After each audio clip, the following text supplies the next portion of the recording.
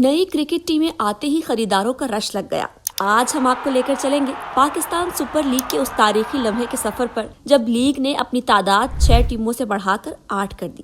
اسلام آباد کے جناح convention centre میں ایک بڑی نیلامی ہوئی جہاں پاکستان کی بڑی کمپنیز اور بزنس گروپس جیسے FKS group, OZ developers, I2C، M Next group اور ڈھرکی شوگر ملز موجود تھے۔ یہ موقع صرف ایک کھیل کی ٹیم خریدنے کا نہیں تھا بلکہ PSL کے مستقبل میں اپنا حصہ ڈالنے کا بھی تھا۔ سب سے پہلے نیلامی میں آئی حیدرآباد فرنچائز، جس کی بیس قیمت 110 کروڑ روپے رکھی گئی تھی۔ جیسے ہی اس ٹیم کا نام سامنے آیا، سب گروپس نے اپنی بولی بڑھانی شروع کی اور آخرکار FKS گروپ نے 175 کروڑ روپے کی بلند ترین بولی لگا کر یہ ٹیم جیت لی، یعنی حیدرآباد فرنچائز نیلام ہو گئی اور خرید لی گئی۔ شائقین کے لیے یہ لمحہ ایک جوش اور تجسس سے بھرا ہوا تھا کیونکہ اب یہ ٹیم کرکٹ کے نقشے پر اپنا اثر دکھانے کے لیے تیار تھی۔ پھر باری آئی سیالکوٹ فرنچائز کی، جس کی بیس قیمت 170 کروڑ روپے مقرر کی گئی تھی۔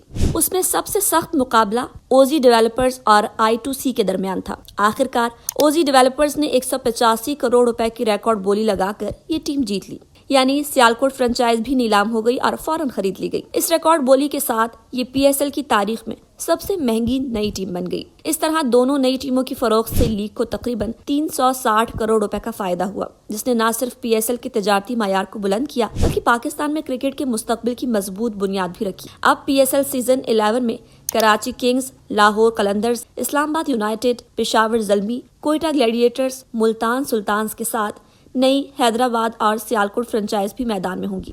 یہ نیلامی یہ دکھاتی ہے کہ PSL صرف کرکٹ نہیں بلکہ پاکستان میں کھیل اور کاروبار کے امتزاج کی علامت بھی بن چکی ہے۔ ہر ٹیم کی بولی، مالکان کی جدوجہد اور شائقین کی امیدیں اس لمحے کو نہایت دلچسپ اور یادگار بنا دیتی ہیں، اور یہی وہ سفر ہے جو آج ہم آپ کے ساتھ بانٹ رہے ہیں۔ آخر میں ہمیں کامنٹ سیکشن میں بتائیں کہ آپ کس ٹیم کو سپورٹ کر رہے ہیں۔